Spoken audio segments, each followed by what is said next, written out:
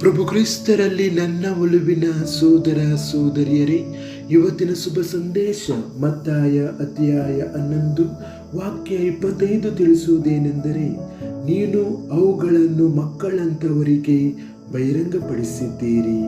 ಚಿಂತನೆ: ಯೇಸು ತಂದೆಯನ್ನು ಸ್ತುತಿಸುತ್ತಾನೆ, ಏಕೆಂದರೆ ಆತನ ಆಳವಾದ ಸತ್ಯಗಳು ಹೆಮ್ಮೆ ಪಡುವವರಿಗೆ ಅಥವಾ ಸ್ವಾವಲಂಬನೆಗಳಿಗೆ ಅಲ್ಲ, ಬದಲಾಗಿ ವಿನಮ್ರ ಮತ್ತು ಮಕ್ಕಳಂತವರಿಗೆ ಬಹಿರಂಗಪಡಿಸಿದ್ದಾರೆ.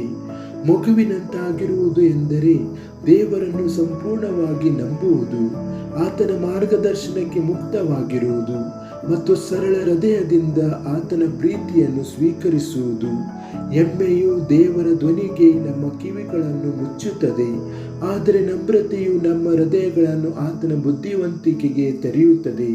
ಇಂದು ಯೇಸು ನಮ್ಮನ್ನು ನಂಬಿಕೆಯಲ್ಲಿ ಮಕ್ಕಳಂತೆ ಆಗಲು ಆಹ್ವಾನಿಸುತ್ತಾನೆ.